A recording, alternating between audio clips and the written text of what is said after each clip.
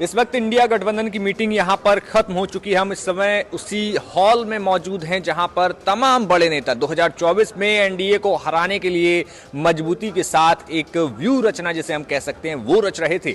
और इस पूरे में आप पूरा हर तरफ देख सकते हैं। यहाँ इस तरफ मल्लिकार्जुन खड़गे, शरद पवार, लालू प्रसाद यादव, ममता बनर्जी, राहुल गांधी और सीताराम येचुरी, ये तमाम नेता, लालू प्रसाद यादव आप देख सकते हैं यहाँ पर, नीतीश कुमार, ममता बनर्जी, ये सभी नेता यहाँ पर एक साथ मौजूद थे। और ये वही हॉल है जहाँ पर पूरी चर्चा की गई है। और ये आप देख सकते हैं यहाँ राहुल गांधी बैठे थे, सीताराम येचुरी। और यहाँ पर जो आपको बता दें, सबसे अहम बात जो पूरी इस चर्चा की निकल कर सामने आई है कि 3 हफ्ते के अंदर कोई ना कोई ऐसा ठोस प्लान बनाया जाना तय है जिसमें कि सीट शेयरिंग को लेकर, जो कि सबसे बड़ा प्रश्न है कि आखिर अब तक कुछ ही महीने 2024 के लोकसभा चुनाव को लेकर बचे हुए हैं और अभी तक सीट शेयरिंग का फॉर्मूला अभी तक गठबंधन में सामने नहीं आया है। लेकिन इस पूरे जो चर्चा है इसमें सबसे खास बात यह है कि अखिलेश यादव भी एक नेता थे जिन्होंने मीडिया के सामने बाहर निकलकर बातचीत की। उन्होंने तमाम मुद्दे बताए।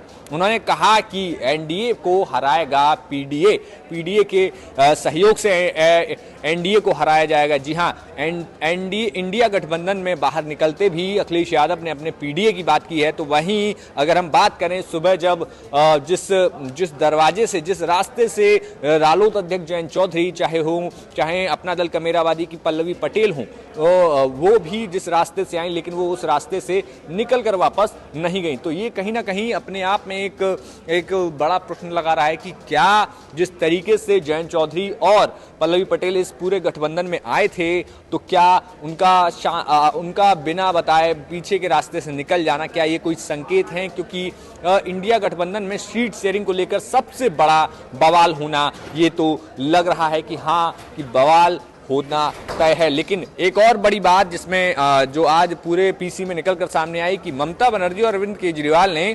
प्रधानमंत्री पद के लिए जो नाम सजेस्ट किया है वो मल्लिकार्जुन खड़गे का नाम था। जबकि इस बात पर कई पार्टियों ने कुछ भी कहने से अभी बहुत जल्दबाजी नहीं दिखाई है। लेकिन ये जो एक नई बात निकलकर सामने आई है कि मल्लिकार्जुन खड़गे को इंडिया गठबंधन में प्रधानमंत्री पद के दावेदार के तौर पर प्रेजेंट किया जाए। लेकिन ये अपने आप में बड़ा सवाल है कि आखिर इस पूरे गठबंधन में जो ये चौथी बैठक थी, बेंगलोर पटना के बाद अब ये जो चौथी बैठक थी, ये अपने आप में बहुत बड़ा ये मैसेजिंग हो सकती है। लेकिन ये जो मध्य प्रदेश, राजस्थान, छत्तीसगढ़, तेलंगाना, मिजोरम में जो इलेक्शन हुए उसके बाद कहीं ना कहीं इस गठबंधन की महत्वपूर्णता बढ़ गई है। और ये बात खुद अखिलेश यादव तमाम मुद्दों पर, तमाम मंचों पर कह चुके हैं कि मध्य प्रदेश, राजस्थान और छत्तीसगढ़ के जो नतीजे आए हैं यहाँ, यानी कि वहाँ पर कांग्रेस की सरकार नहीं बनी है, उसके बाद ये गठबंधन और मजबूत होगा। यानी कि उनका साफ इशारा है कि